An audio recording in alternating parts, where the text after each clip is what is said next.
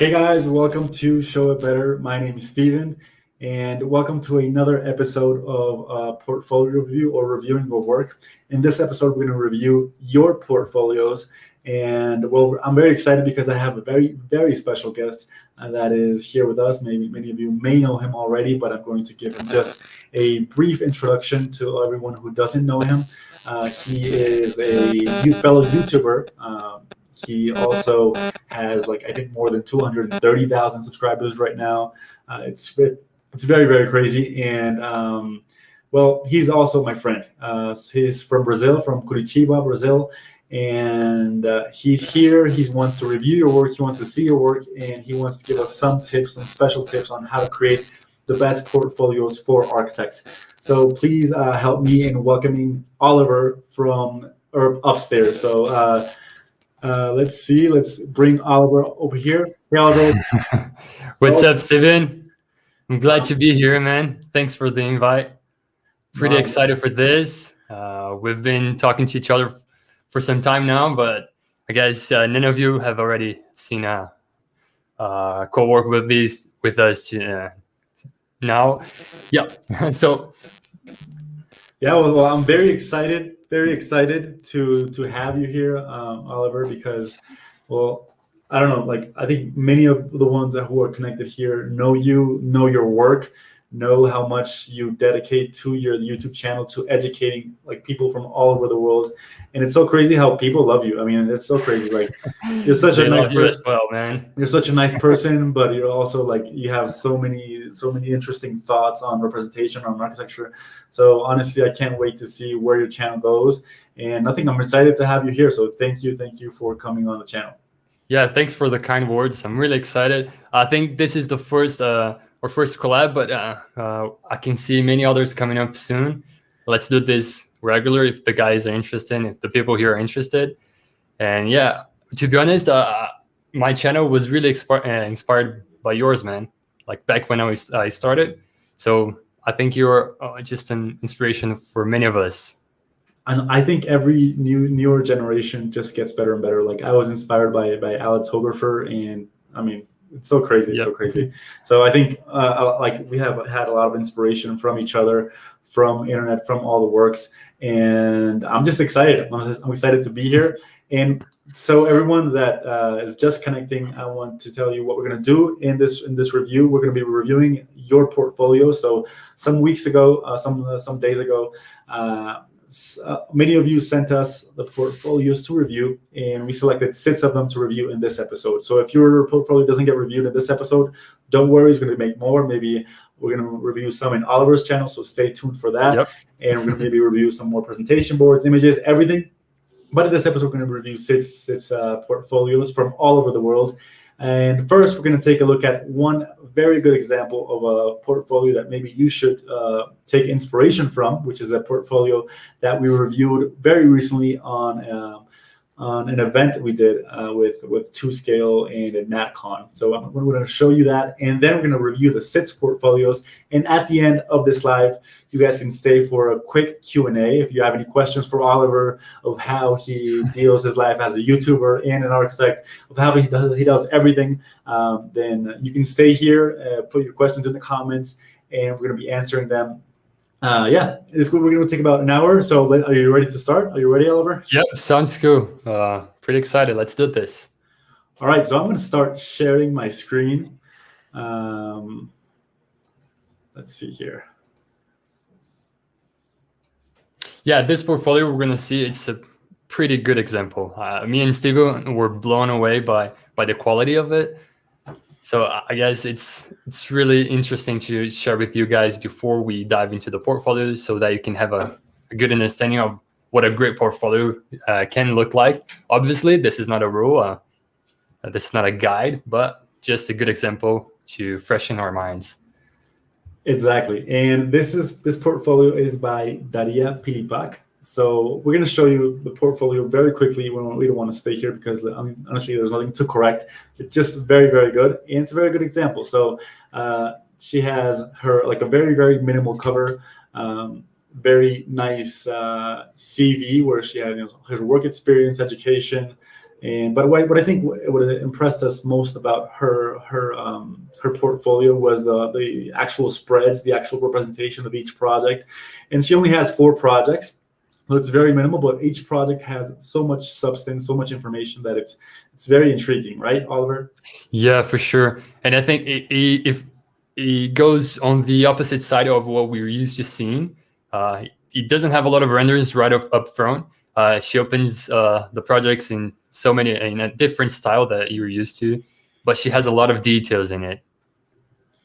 Yeah, and I think that this is the spread that speaks to us both most, where we can see, first of all, we can see like a section, like the general detail of a general section of the project, and then the construction details, which are very nicely represented. They have a very, very strong black and white palette, and then she goes on to the renders, which are also amazing. And they are pretty different from usual renders, right? She brings a lot of details in, and then she goes to the models. Yeah, man, I remember. Yeah, it was amazing. She has everything, like the floor plans, details, models, renders, like everything that you can do but in a very minimal way. She doesn't like oversaturate us again with content. And you can for sure understand that she knows what she's doing, and she knows what she's detailing, all the way from small scale to large and complex urban scale. So I think she covers it all.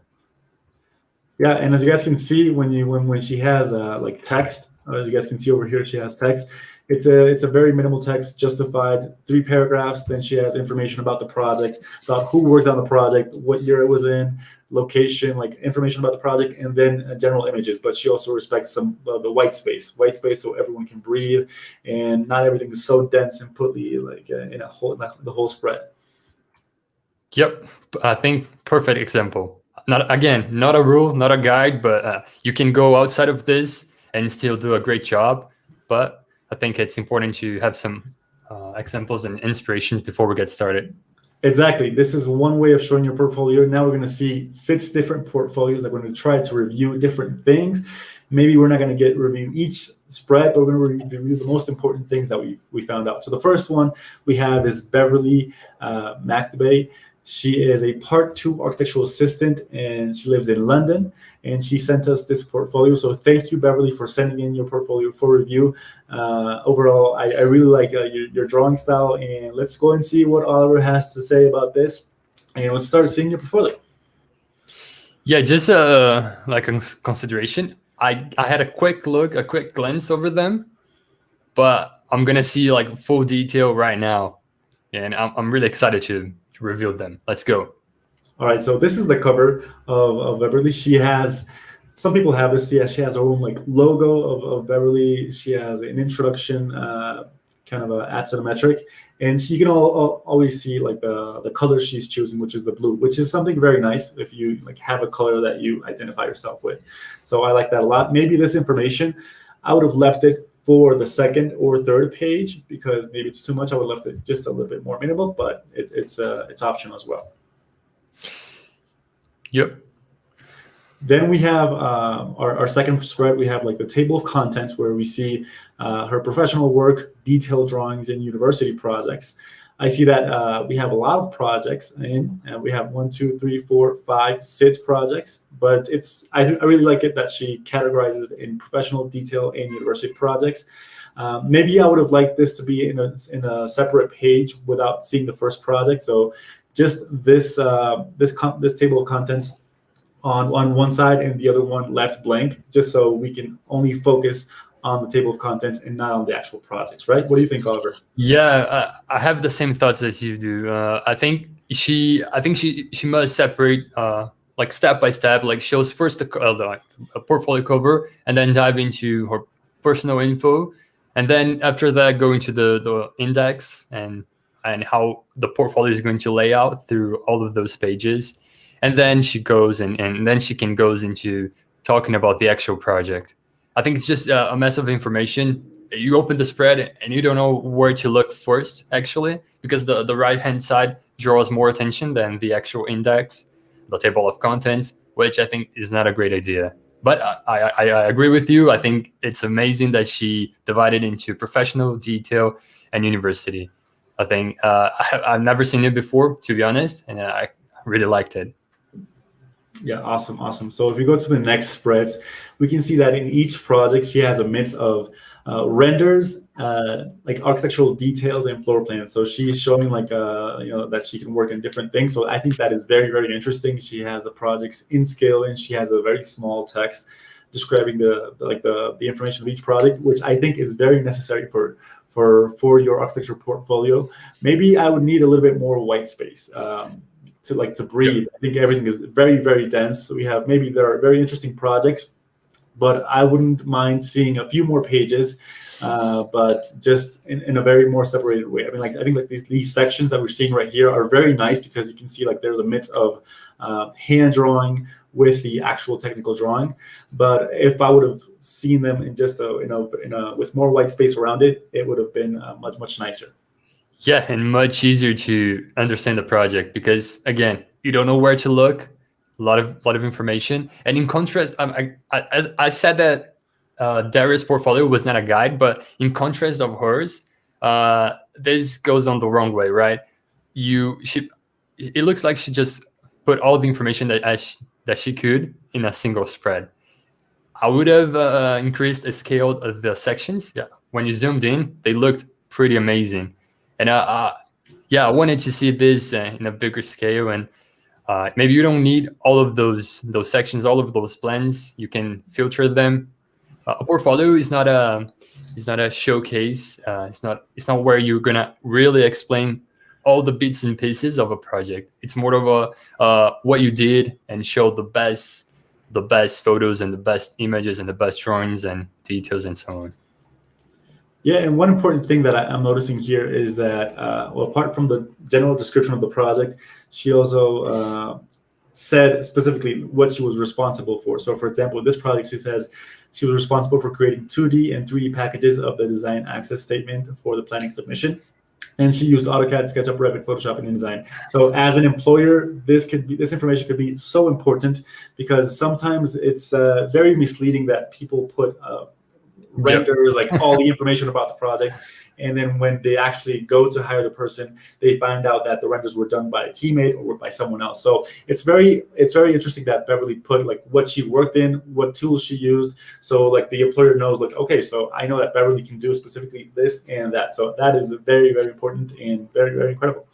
For sure. And going on the same line of thought, maybe you could also put the time frame of which the project was done. I think it's not essential, but it helps you for the employer to understand how much time did you take to design and represent that project.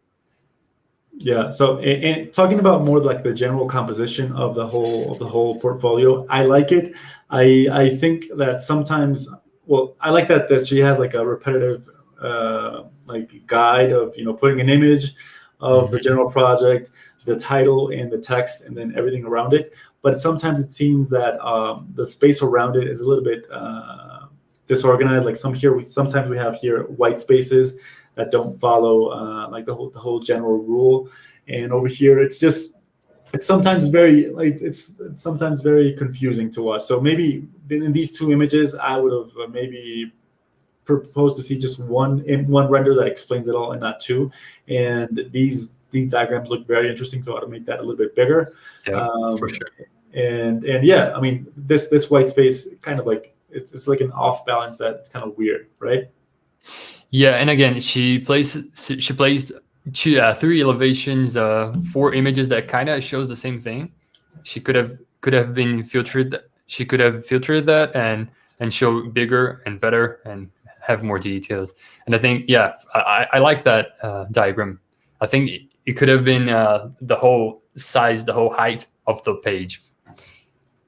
For sure. But we can see that Beverly has some very a very awesome proficiency with details, with construction details, with how a project is put together, which is a very strong skill to make emphasis on for your employer, because a lot of people are looking for this kind of skill. So that is very interesting. Some people just have skills, for me, I just have skills in rendering, and all of these details are very, very hard for me. So I appreciate people who know how to do a good detail that has like a lot of precision on it. Yeah, always interesting to see, and you can show the full range of your abilities, so it brings a lot of value to your portfolio. So here I see one of the most interesting spreads that I saw in, that I thought of the portfolio, which is this Axonometric, and side by side it was this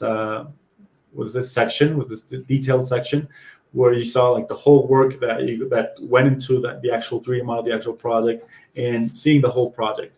Now this is very interesting, but I think these renders over here are maybe too much.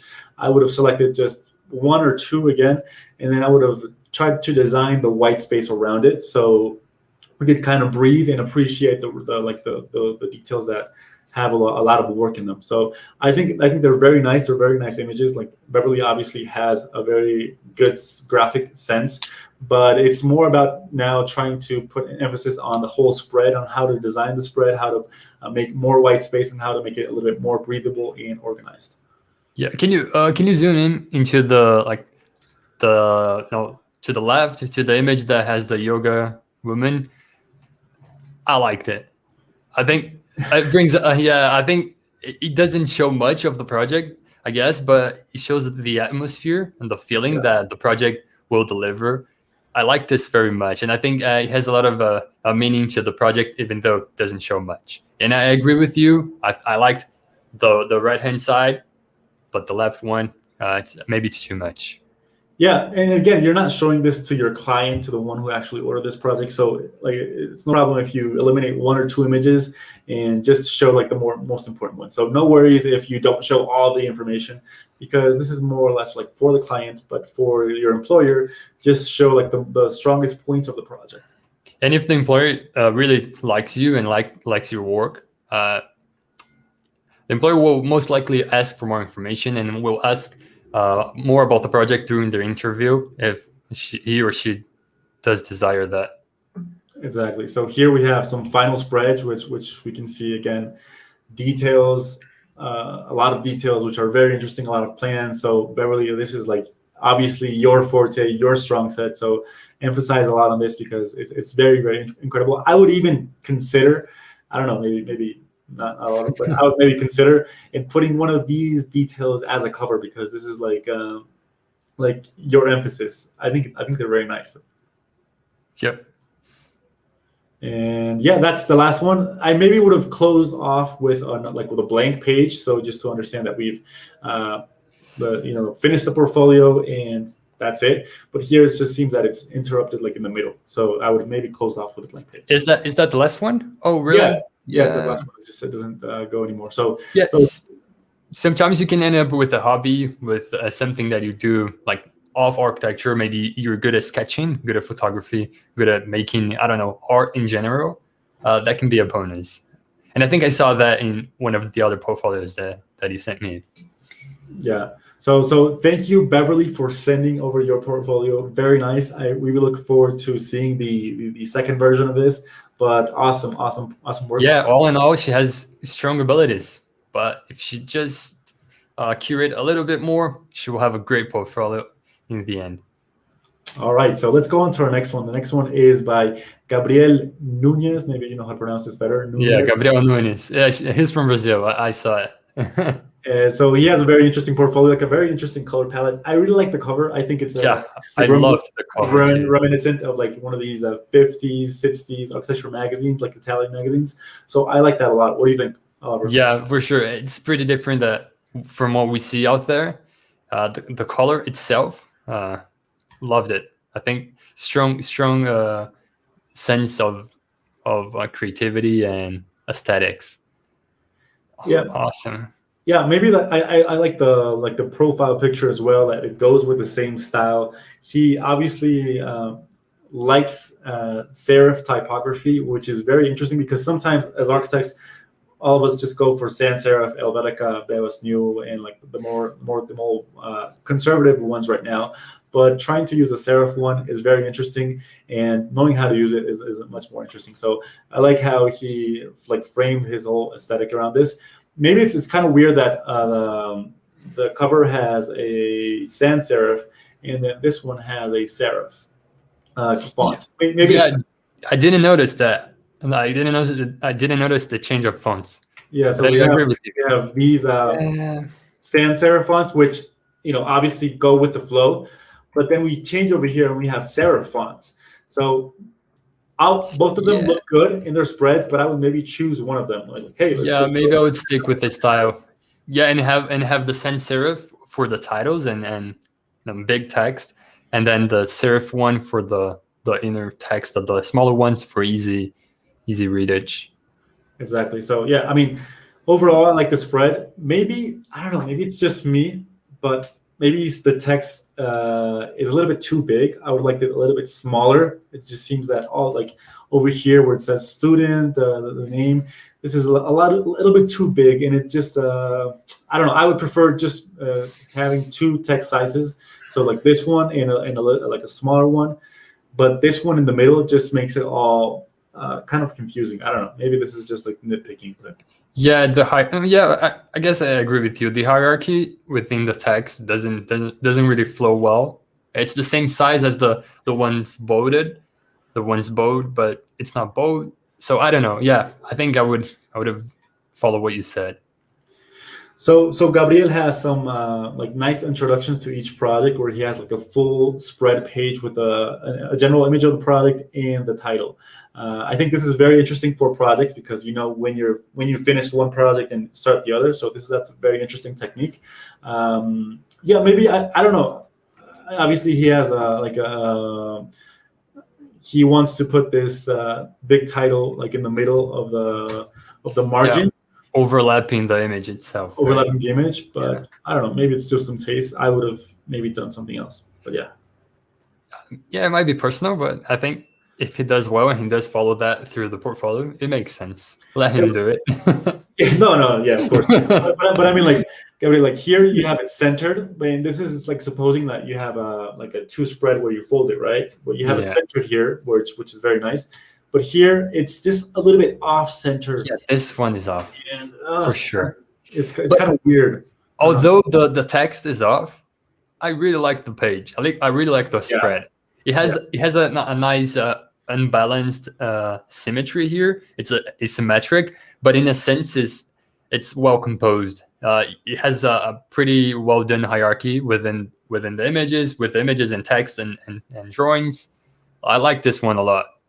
Yeah, and it has a lot of white space like to breathe, and it only has like 3 images. If we compare this to Beverly's, where she has like in one spread she has like 5 to 6 plans, here we only have 3 images to concentrate on, or 4 images to concentrate on. So that is much easier for our eyes to view and understand the whole project.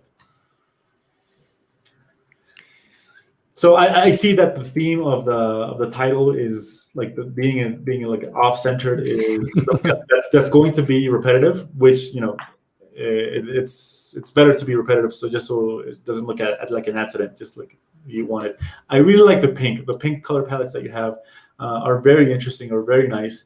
And here the sans serif, the serif looks very good. And dedicating this whole spread to one floor plan, I love it. Yeah. So I love the spread as well. And the color, it's different from what people use. I like the idea of using a color as your main accent color throughout the portfolio. But when people use that as a really bright and oversaturated color, I think it doesn't play well. And the pinkish tone here, it has a lot of meaningfulness, and it's pretty unique. I like it. And I just noticed that it's very interesting that he puts like two sorts of scaled plans together. So he has like a detailed image of how the construction is put together, and then he has a whole general floor plan. So I think that balance is very, very interesting, because you can understand the technique of how this whole architecture is put together, but you can understand also as well like the space of the architecture. Yeah, I guess portfolio is all about contrast. You have the big picture, you know where to look, and then you have the small details and the text, and then each page goes along with the same way. I think that's the way to go. Yeah, and you can see that he has very defined what his text size is going to be, how much text he's going to put in each slide. So if you guys see, it's more or less the same text that he has in each of these spreads, which is very interesting. And the size that he determines for the project, for the main images in the project, is very interesting, comparing to the sizes that for complementary images. So it's not like random sizes just because. It's like we have a main image in each spread, and then we have some complementary images which complement that main image. So I think that's amazing. Yeah, and if we can be honest, that the employer won't read big text. I think this is maybe the maximum you can put. After that, it's just not worth it. Nobody's going to read it but you. So yeah, keep that in mind. So as we're seeing in this project, we have only seen one project, and we have seen a lot of detail. So sometimes we say that to not put a lot of information in each project, but in this case, I think that that's like the best case possible, where he uses each spread in a very smart way, and you can understand like the whole project, but it's not very dense, and it's just like coming at you. So I think it's a very smart way of presenting like a very deep project. Yep. And I think. What do you what do you think about the black scale figures and the black field? I think they're a little bit distracting. I think here they play very well. Yep. But here in the perspectives, they're a little bit distracting. I think in the cover they would look very nice, because it just made the contrast with the whole pink. But here it's just competing. First of all, we have like the yellow of the wood, the pink, and then the black of like the black people. So maybe I would go with these the same 2D people, but just outline in black and then inside white. What do you think? Yeah, maybe outline, or maybe use it as pink, or maybe just do some sort of gradient where the most the closest people are like full black. I don't know, and then the further you go, you will get the opacity a bit lower, and then the people far back are just white, or just light gray or something like that. Exactly. And here we have like the final image of the project, and we go on to another project. So we can see like a really cool style in Gabriel's portfolio. We're not gonna like stop in each one, but I think that he has a very good thematic, a very good sense of scale of the things. Maybe, I don't know, maybe I would like, this is just for me, but it just seems off center, that like the numbers here. Maybe I would make them different, but this is just like my opinion. I think it would mean a lot more if we could see the like where the pages actually fold. Like, since we're seeing this digitally, we don't know where exactly the middle is. Yeah. So maybe with the seam, it wouldn't be too off centered, I guess. Yeah, I don't know. Yeah.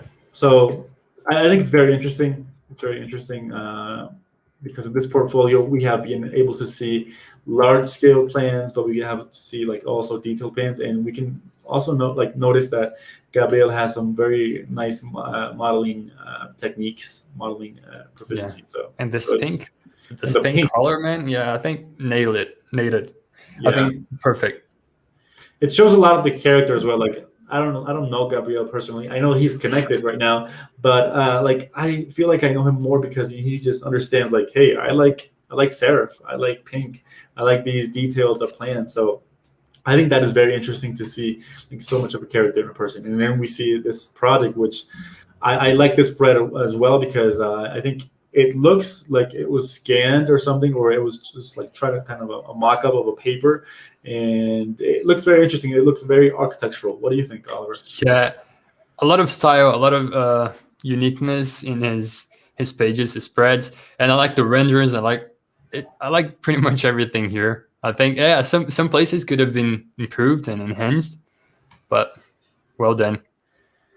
Yeah, so we're just gonna. Yeah, the images are on point, I think.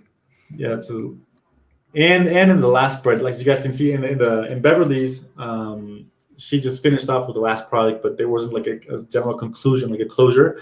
And this is very nice because it closes with what would be done, like kind of like the other side of the same image at the beginning, which was this one, I think. Yep. So I think this is like closure. It's very interesting, and it's very necessary for people to be like, oh, okay, so I finished, and this was a nice portfolio. So I liked it. Like awesome job, Gabriel. Awesome job. Yeah, and we can see that there was a thought behind it. He was concerned from the beginning to the very end, so that we know, like, kind of that he will take a job through all of it and will finish strong. Well done, Gabriel. Yeah, and I think that's one of the most important things. Like, put a lot of constraints on your portfolio. Just don't put everything on just because you like it or just because it's your portfolio. Just try to put constraints. Right? So like Gabriel put typography, like inside, maybe not outside, but inside. He said, I'm only going to use serif typography of one size, and that size is going to be like the quantity of text is going to be the same in each spread. Then I'm also going to define a size of the images and a general color. So the color was the pink, which we all noticed, and that was very, very interesting. And he also has a style for all of his drawings, which you can see like more collage style renderings and very technical, detailed 3D model exploited geometrics, etc. So like all those constraints that Gabriel put on his portfolio just made us understand like the whole project in a more cohesive way. So we saw 3 or 4 projects, but they all looked like part of the same person. So I think that it's a very good exercise when you're creating your architecture portfolio. Yeah, and a blank page can be overwhelming, intimidating. So if you set if you have a field set of rules and constraints, you will see that it's much easier to follow them and have as Steven said, a cohesive portfolio throughout all of the spreads. All right, so thank you, Gabriel, for sending over your portfolio. Thank you. Now let's go over to Yusuf Mohammed's portfolio. And yeah, let's start and see what Yusuf sent us. Thank you, Yusuf, for sending over your portfolio. And let's start with the cover. I don't know, I think it looks like a picture. What do you think of the cover? Yeah, to be honest, I like it. I think it's his idea. I think his style. And I think it's a photograph. He ends it with some photography skills there. I saw it. But I think it's nice that he brought this to the cover as a way to show himself beforehand. Yeah, and if we see in the table of contents, we see that we have like a blank page beside it, just so we can only focus on the table of contents, which is very interesting, like to have nothing else. Some people have in their portfolios, maybe you guys have this question, have in the portfolios, first of all, their CV, like their curriculum, and then the projects, and some people don't. So it's just a matter of choosing. If you're going to send it to your employer, to your university, a separate page of your CV. But it's just there's no right or wrong page. But this is, I think, is a very good example of how maybe a book can start with a content table with 5 very clear projects. Yep, I'm a big fan of white space. I think he let us really dive in to what's really important and what he's saying about it. And he has a very like the typography that he's choosing. I'm not sure which one it is. It looks like a kind of Futura, or I'm not sure which one it is.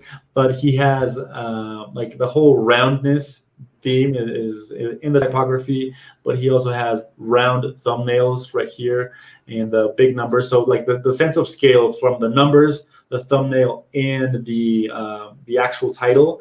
And then like the category of each project is very nice, just to have like hierarchy. So big, medium, and small, and not just like everything the same size, or everything is bold or everything's not bold. Like he understands like, hey, in what order we are going to read the table of contents. Yep, contrast and hierarchy, all you need.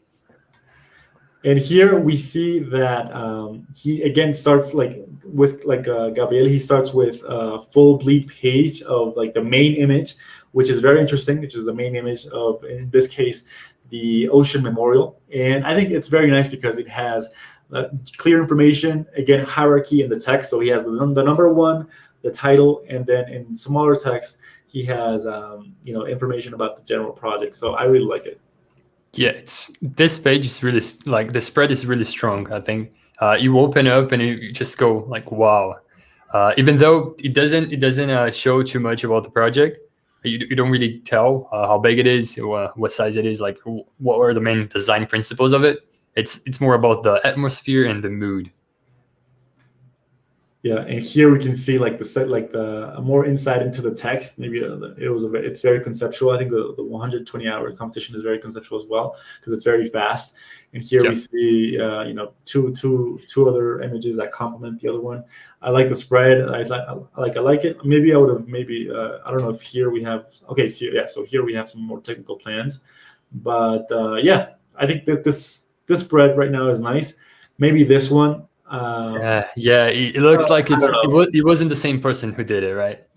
Yeah, it seems Kind like of. you put a lot of effort into your renderings and not so much effort into your diagrams and plans. And sometimes we just have to balance the two out because we see like these are very good images. It has like a very strong color palette, the blue color palette.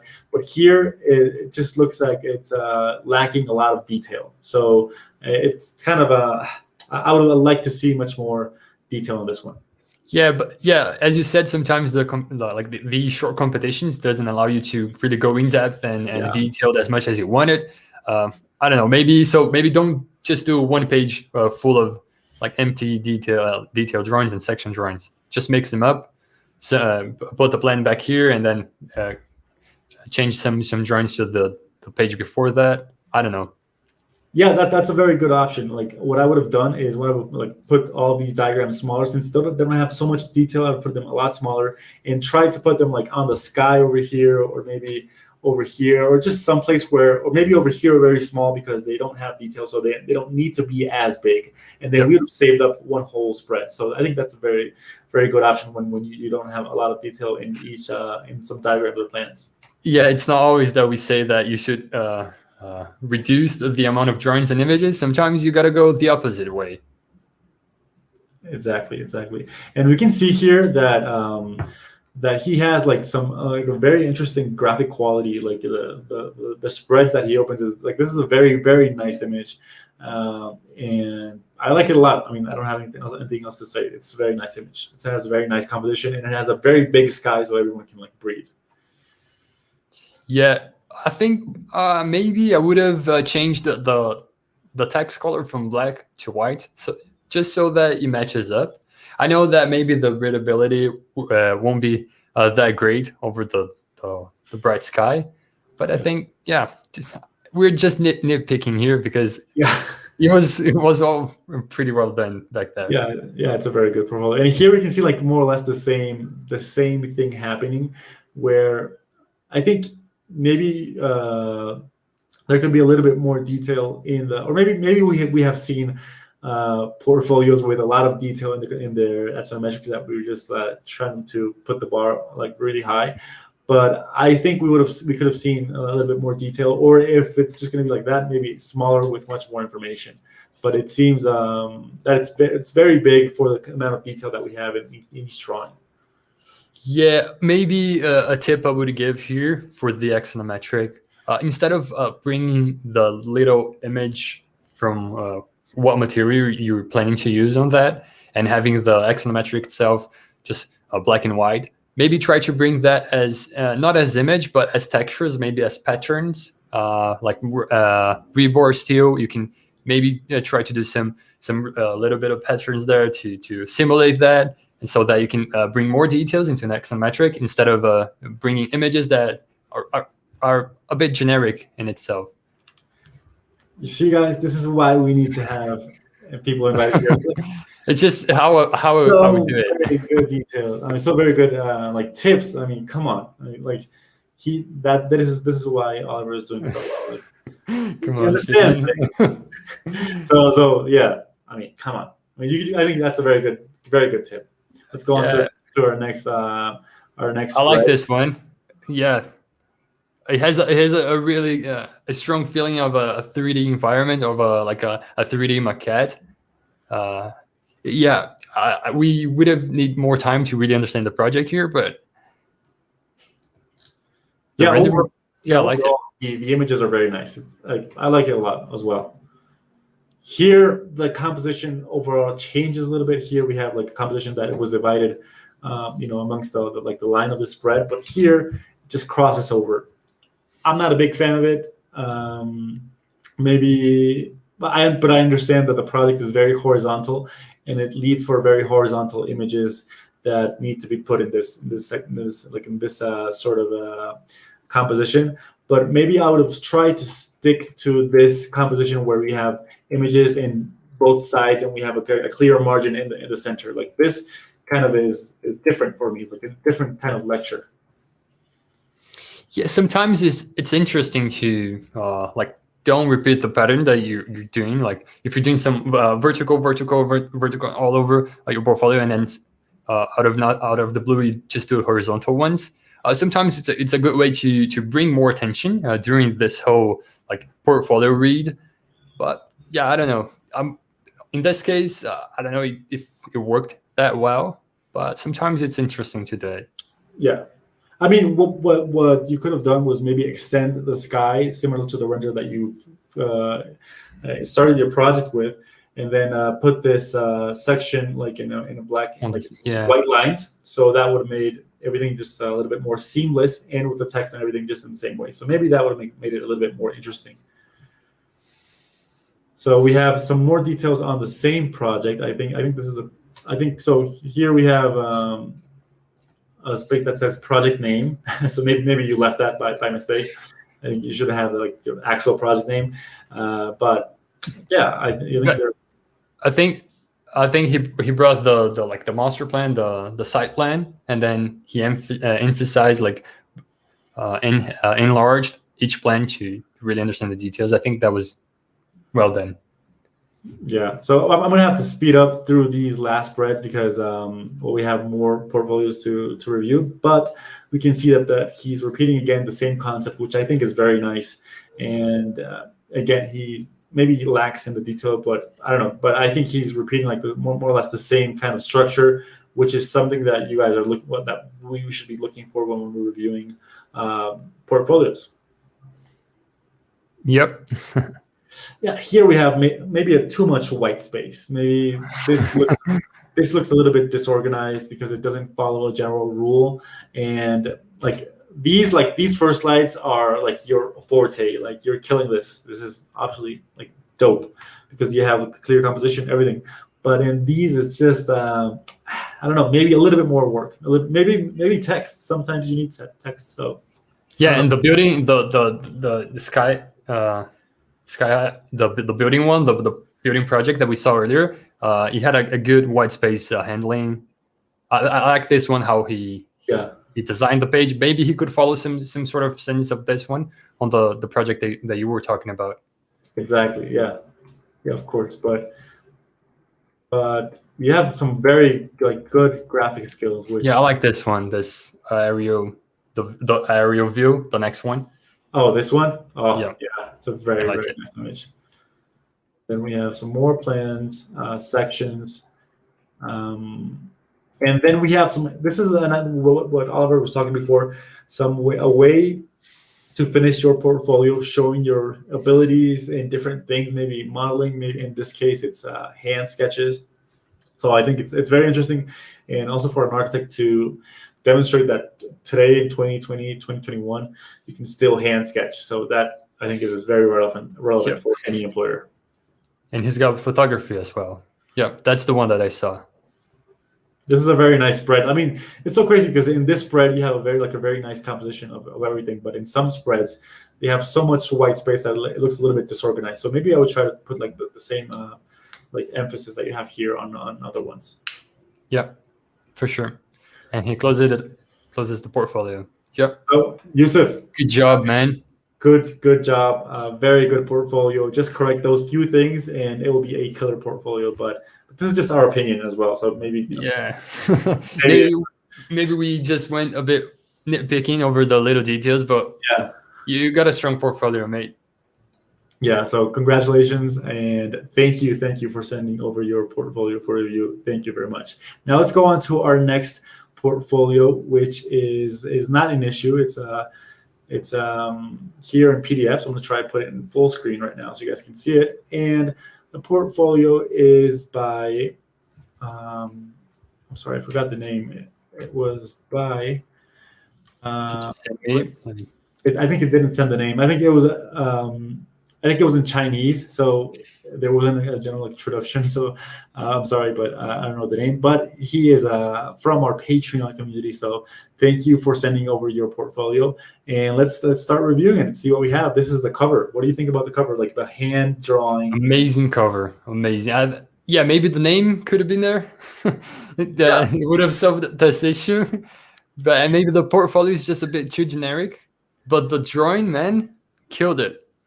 Yeah, sometimes like well, not us, but actual employers are reviewing 20 portfolios a day or a lot. So when you have names on things, it starts it gets easier. And here, like we go to the next pages, and we don't I don't see a name like anywhere. Here it says all drawings made by the author, but we don't know. So maybe the name Unknown author. Yeah, this guy doesn't exist. No, I'm just kidding. Whoever you are, he or she, good job. Yeah, good job. Like a very, very nice drawing, which is very interesting. And it starts with a table of contents, a foreword with of what he's been doing the last years, what he's been working on, what he likes. So I think that's something interesting that we don't usually find in a lot of portfolios, like an opinion, like a point of view from the person. Sometimes we just see like his CV, his curriculum, and the description of each project, but we don't understand like, okay, so what have you been doing this 4 years? What have you been through, right? And sometimes this forward is very interesting. So I like personally, I like this, and maybe I'll like to see much more of this in portfolios. Yeah. And I like the little icons that he or she, right? I don't know, but that this person used on the table of contents. Yeah. Again, I would have maybe preferred to have them in 2 separate pages to have more white space, but this is just like my personal preference, just to have like table of contents and then a blank page, and then the forward and then a blank page. But this is preference. And then we go on to the spread of each page, where we have an icon, a general image, and a description of the project in like in a very minimal way, where we have a lot of white space around. Personally, I like a lot this kind of distribution, because it's just very minimal, very architectural. Yeah, and you know where to look first. Like you open the page, you get a quick look at the image. You go, wow, because this was really well done. And then you go to the title, and then you see the text, and you read a bit. And now maybe I'm nitpicking, but I would just have 2 separate paragraphs there, 2 separate columns. Maybe it's easier to read if it's a bit shorter. Maybe just, I don't know. All right. Damn. And here it's just so impressive. I mean, this site plan, like this whole spread, I really like it. And I really like it because it has like this red theme that we saw on this page. Here it's like kind of like, hey, what if he use red? And here it's blue. But we go over here and then we understand like, oh my gosh, those are the colors of the project. I mean, of course. So it's so interesting. And if we zoom in, we can see that there's a lot of detail into this floor plan, into this site plan. And then we have a timeline, and it's just I like a lot this spread. And yeah, although it's a lot of information, it doesn't have too much white space. It's well composed. I wouldn't say like, hey, get some more white space here, because well done, well done. Here it's kind of weird, because we can see like in these past spreads that we have like a very clear division towards the center. But here, this just goes a little bit off center. So maybe I like a lot of like the repetitiveness, but here it just looks a little bit weird. But I like the diagrams a lot. I like these diagrams. Then you go to the concept, and then the general image. I like the sense of hierarchy in that sense. Yeah, like a tip maybe I would give here. Maybe you could try to connect the river with the ground section there. Maybe do some sort of connection there. Yeah, maybe, I don't know if that would look all right. Yeah, I guess I agree with you. Yeah, and then here we have, I think this is from the same project, right? We haven't jumped onto another project. And then we have like a full bleed image, where we have a floor plan. I like it. Maybe I don't know. Maybe the actual image is nice, but it has a lot of colors, like a lot of attention and a lot of colors. So maybe I would have put like one of these vignettes around, so we can just focus on the building and not around here. Maybe it's just a sense of the image, but you can see that you have a very well detailed 3D model. And maybe this line over here, aligning it with the title makes it a little bit weird that it's not aligned. But this is just a detail. So I mean, come on. Yeah, and I don't know if this image is the type of image that you want to overlay drawings on it. Although you can read it there, I don't know. Maybe not the best type of images to overlay. Or maybe I see that he puts like a rain effect where you see like a lot of rain strokes, and that is maybe what is distracting the image, because it might be. just puts a lot of grading into the image. Maybe what if it doesn't have rain? But the image itself, as an image, as a render, is really, really well done. I like it. So I think we're still in the same project, right? And this is very good. Like, this is very detailed. This is incredible. I remember that. So I saw the email that he or she sent me, because I'm sorry, I don't understand the name. But from where I understood, this portfolio was used for applications in the University of California. So I think in Berkeley, in the University of Melbourne, and I'm not sure, but maybe in RISD, so in the Rhode Island School of Design. So I think that's why he put also, like, you can see that he or she put a lot of effort into the portfolio, showing a lot of the projects. So I think that's very, very interesting. And this is one of the example of portfolios of what you can do. You can send to apply for a master's degree in other universities. Yep. Yeah, I don't have much to say here. I think he or she got it. And overall, second project, I think this is the second project. Let me see. Let me just escape here. Oh yeah, this is starting the second project, and you can see that he has also a lot of details as well. Like, there's a lot of development in each project, which I really like. Here you can see again the same part, the same thing that we saw in the last spread. And what I like, I think, is you can see some similarities between like camera angles and design typology and how he or she expresses through building, through design. You can see that it's the same person, right? I kind of like it. That totally right. And this spread is very interesting. Like, sometimes a section is so good that you can do a whole spread of one section if it's so detailed, and you can complement it with diagrams. But this is like a very good example of when to complement it, and that he only uses like that dark bluish color palette, which is very nice for everything. So I think this is something we rarely see, right, Steven? Usually people just put sections like this little bit. It's like just on the corner there, and then puts all of the sections that he or she has, and then it doesn't make sense to have it after all. Like, just go for it. Like, make it bigger, make it detailed, and really use the potential that a section has in itself. Yeah, so the drawing skills are incredible. Like, and the sense of color palette for each project. What you say? Like, you know that it was made by the same person, and they're very detailed projects. And here we can see again that it's starting another project. Maybe these first slides could have been a little bit more composed, but this is just something small. But again, I think it's very nice. Yep, I like it a lot. Amazing. Honestly, we have like a lot more spreads. The level of details of each design. Yeah, it goes without saying, but well done. Yeah, very, very good job. Thank you for saying your portfolio. This is where the portfolio ends. So maybe I would suggest to end it with like a white slide or other things. But it's a very good portfolio. Like, congratulations. Thank you for sending over your portfolio. I hope you got accepted into all those universities, because it was a very good portfolio. Like, and then you got to reach out to this person, at least get his or her name to put on the video description afterwards, because he or she deserves it. I'm so sorry for not getting that information, but congratulations. Very, very good job. Thank you for sending over your portfolio, and we hope you get accepted into every university you apply to. Very good job. It seems like you have a lot sense of detail. Now we're almost finishing up. So we're going to review this portfolio, and then we're going to jump into a Q&A.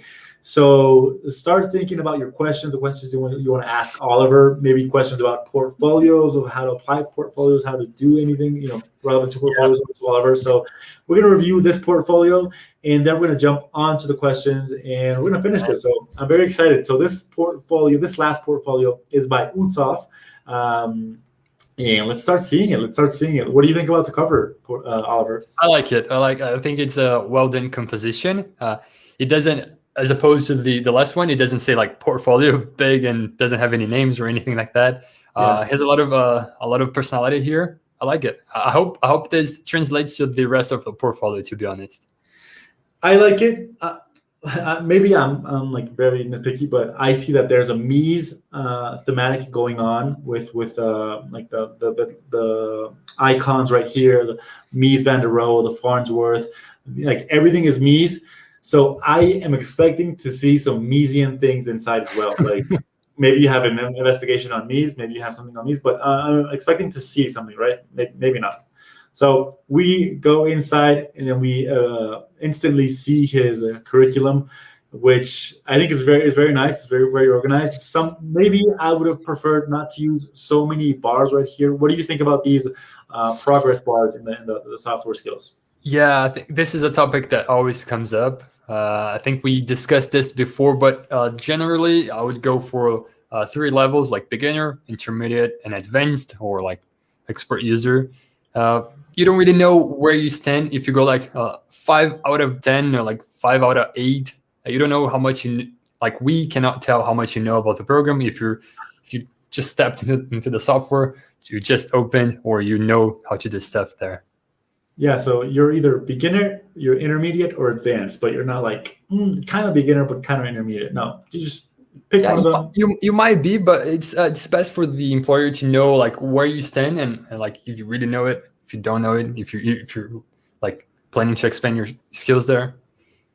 Yeah, so I like the fact that he's following the theme of lower caps. So I think here we have lower caps in the words, and over here as well in all spaces we have lower caps as like the main title. So I think that's a very interesting way to go. If you decide to go on it, then do it consistently. So I like it. Yeah. Hey bro, go full screen. Oh, sorry. Yeah, full screen. Control L.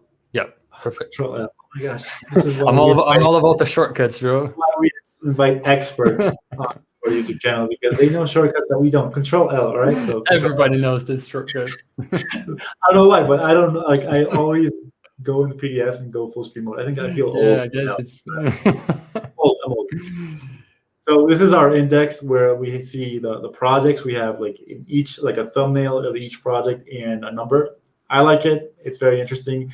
Maybe I would have left them black and white. It's just my preference. Yeah. But I like that. Some projects stand out more than others. Like you're gonna look at the number 9, for example. That was the first one that I looked, and you're probably not gonna look as much as to number 6 or 5, for example. Yeah. So maybe I would have left them black and white. But I like that you have the same repetitive thing going on. And then we start going into our spreads of each project. And here, like all the white space that you designed, all the design here, it's kind of weird that you don't see it here as well. You don't see the same margins, the same space that you had, respecting like all that white space is not seen here. So this is kind of like I don't know.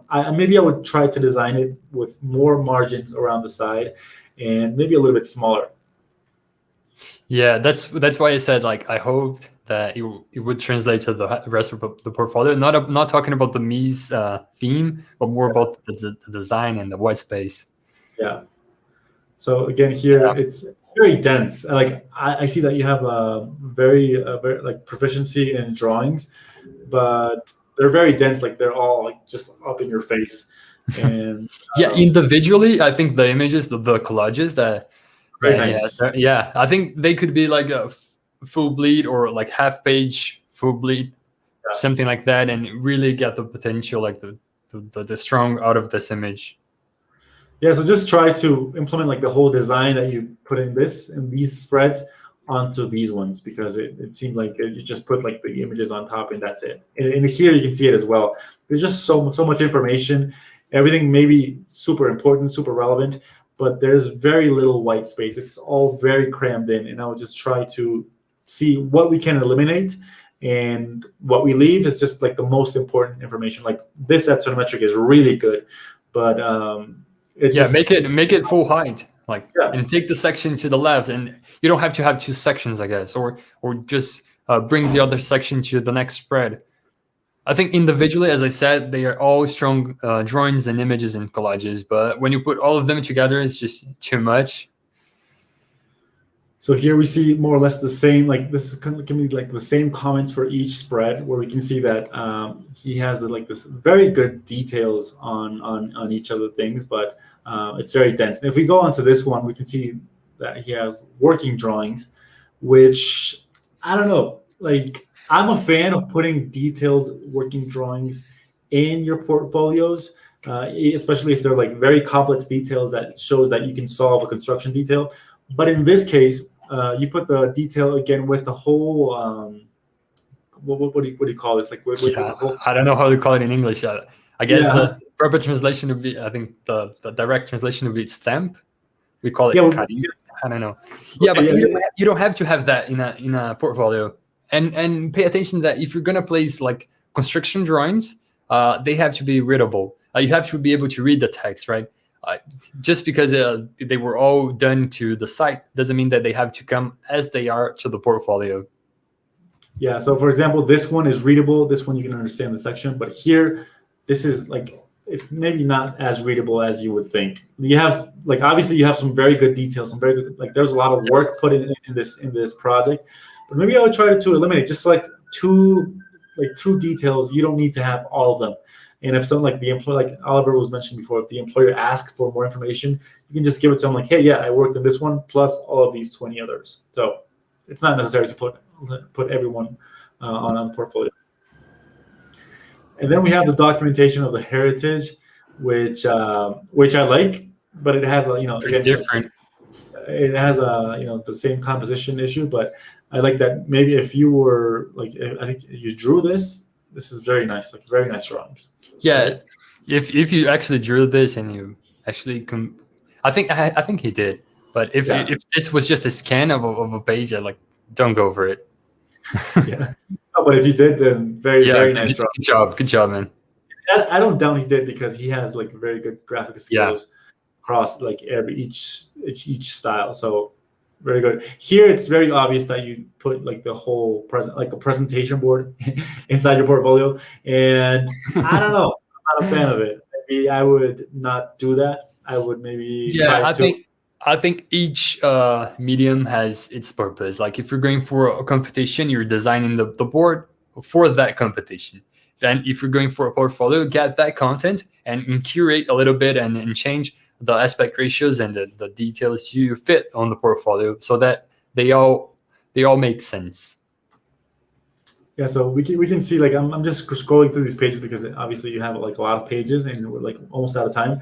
But you can see that he has a lot of different contents on like a different scales. He has construction details, competitions, like fully loaded projects, and then here we have a research paper. I mean, dude, this man does everything. Like Utsaf, congratulations, you do like very good job.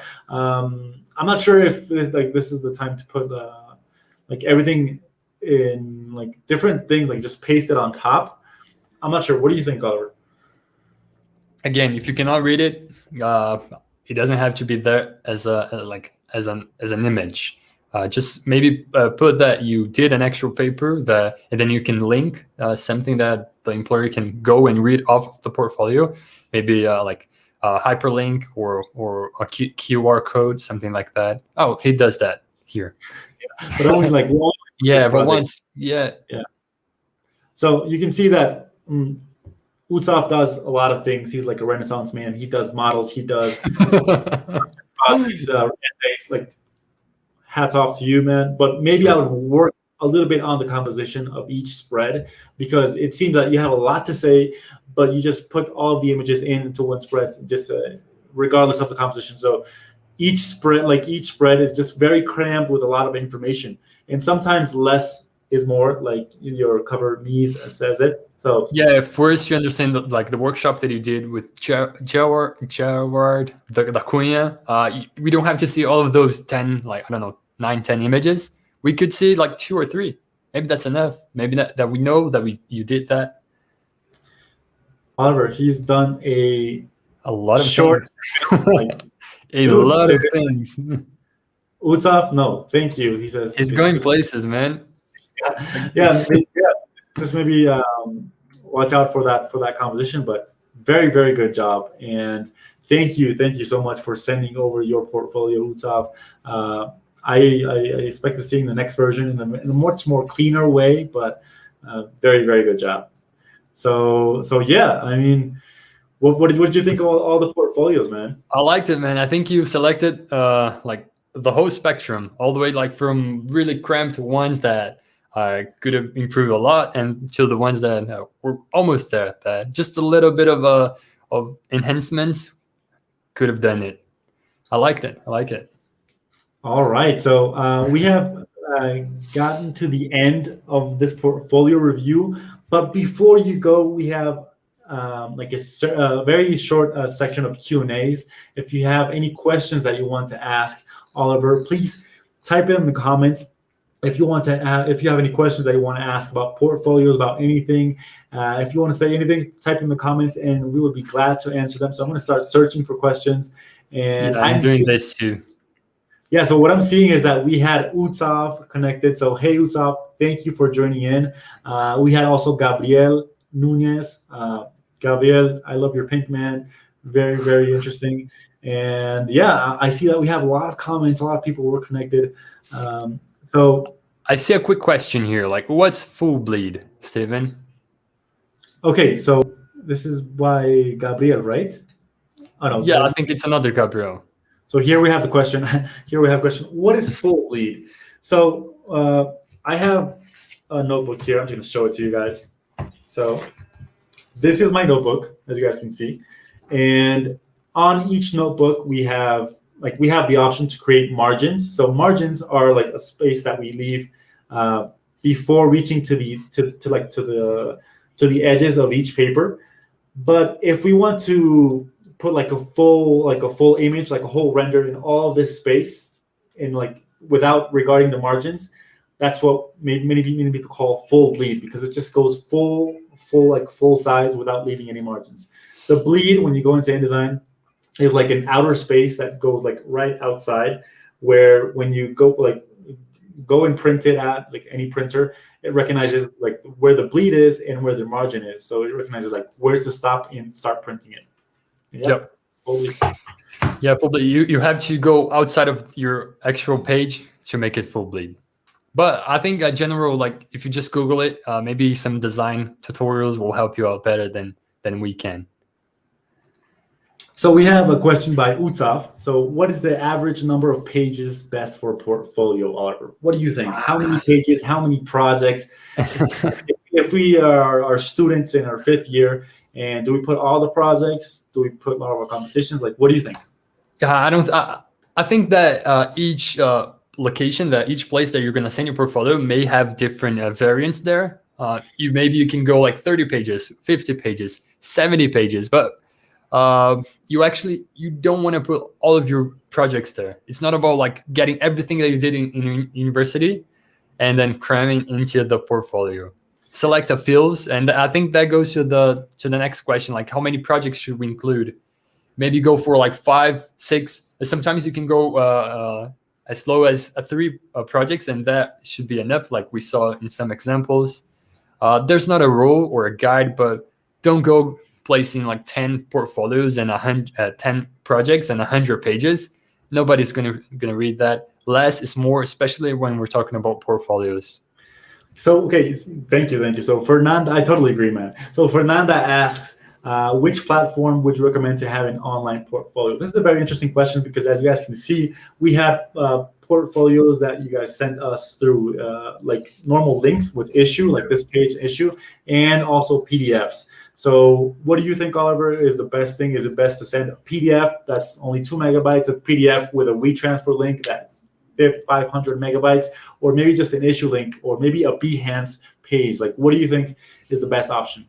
Yeah, I think usually the employer will specify how she or he wants to receive these portfolios. Usually they do, but if not, like an issue link is definitely worth it. And if you want to go like extra, if the person asked for a PDF file, don't go over 25 megabytes. Like even though they're gonna be low quality, send them both if they so ask for. And if they just ask for the online link, just go for an issue. I think that's all you need. Yeah. Behance, what do you think about Behance, by the way? I love Behance. Like I'm like a late user in Behance, but I see that you can discover many great artists, great people having your portfolios. And I think Behance, like Adobe, recently had like a different option to put all the Behance work into an online portfolio. So all the works that I have at Behance, I just select them and then I put them on like a portfolio page that Behance creates for you. So you have to look into that option, but I think Behance is the best. When I was a kid, I remember that. No, when I was in university, I remember that I applied for college, like for a master's in Holland or something, and they required my portfolio to have less than 2 megabytes. So sometimes, Wow. So you're like, oh my gosh, I have all these things. So sometimes you have to reduce it to 2 megabytes, and you have to see. And then you might as well reduce the pages and do something really curated. Yeah, I didn't know about this Behance thing. But yeah, I think they're just different mediums. If you were gonna use Behance and issue, like go for it and use the platform's pros and cons against that. Like, just don't publish your issue portfolio on Behance as it is. Like curate a little bit so they make sense there.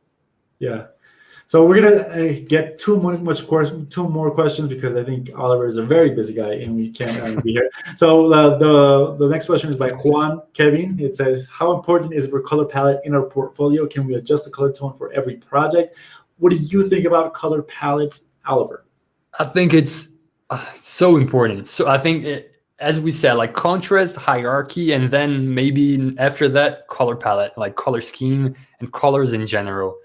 We saw a lot of strong colors in these examples just passed right now. I think you can have like one general theme for your portfolio as a whole, but then you can have sub-themes, sub-color schemes for each project, as we actually saw in some of the portfolios. Yeah, I think one accent color and black and white is pretty easy to nail it, but you can go more than that for sure. Awesome. And our last question, which I think is very important, by Reggie, he asked, or she asked, should I prioritize details or certain style of drawings in my portfolio? And I think this question is very interesting because as we saw in all the portfolios that we reviewed today, that we have an array of options where we saw, I don't know, like Daria's at the first one, she had from like the big section to the construction details of each project to like the actual model. So she put everything on, but we also have, I think it was Beverly's that she had a lot of construction details on her project as well. So what do you think? Should I prioritize details or a certain style of drawings in my portfolio? Yeah, I don't think you should dive into the portfolio like thinking you should like go for one type of drawing only. I think each project demands one type of drawing. Maybe a section represents better your project, and you can tell more about it using a section than, for example, just a normal render. It really depends, and you don't have to go all the way like Daria did. She did it like tremendously well done, but you don't have to go all the way from details to model making and renderings and all of that. You can choose what represents better your project. Do you agree, Steven? I totally agree. Like, your opinion has been incredible. It's been so helpful today, Oliver. Like, seriously, like sometimes I joke around a lot, but very good information. Like all the tips. Like for people that are rewatching this, or maybe people that are watching this right now, I recommend to come back some days after, or maybe when you're actually creating your portfolio, and look through these portfolios for inspiration, or look through the comments that Oliver has to see, maybe what you can improve your portfolio on. Because I know that, like, example, like for me, all of these corrections, like I can also use in my portfolios. And I know that many people, if we're on first year, second year, if we're graduated architects, we still need, like, we always have the sense of upgrading our portfolio, even if we don't want to show it to anyone, but we just want to always have like the latest version of us available for everyone to see, like, of our work.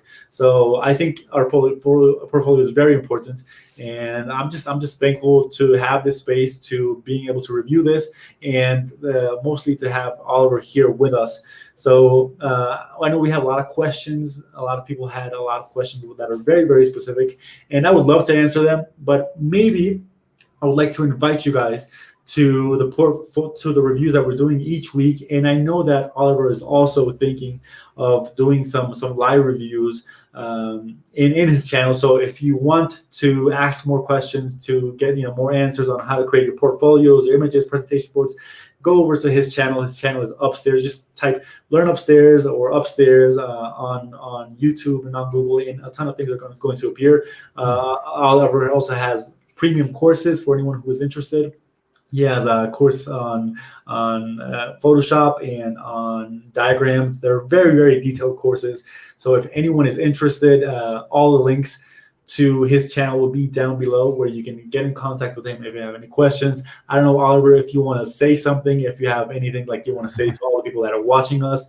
Yep. I just want to thank you, man. Like, seriously, I think this was amazing. The exchange of information that we had here, I think it was so valuable, not just for the audience, but for us, actually. It's always amazing to discuss this topic. And again, guys, if you want to see us doing this more, I think I was considering in doing a live on my YouTube channel, and then maybe I can start off with Steven there, so we can continue this, like maybe do a part 2 of this, and then you guys can come back with more questions and questions that you, as you watched again this, or if you're watching after it was published, you can go there live and ask us. And maybe we can try not to answer only portfolios questions. Maybe we can open some. I think I saw some more general questions there, like personal questions, like some personal questions. If you guys are interested, obviously, right? Like stuff about YouTube, stuff about content creation, like how to manage it, both being an architect and being a creator, something like that. I don't know. I want to do this very loosely, like very informal. So yeah, thank you, Steven. Thank you so much, guys. Don't forget to subscribe to Steven's channel, Show You Better. He's been here for like 10 years or so, something like that. He's the guy. You should definitely check his channel out if you just popped in here. Yep. Thank you, guys. So if you want to have more reviews, then send your, I think next week we're going to do another review at the same time, or maybe in Oliver's channel. We're going to coordinate that. Maybe stay tuned with our YouTube channels and our Instagram channels. But if you want to send your images for reviewing, send them to hello@showitbetter.co. So that is hello@showitbetter.co. And we're going to be able to see like which ones we can review first. And thank you guys for being here. I will see you in a next review, and stay tuned. So bye, and bye guys. Thank you. See you later.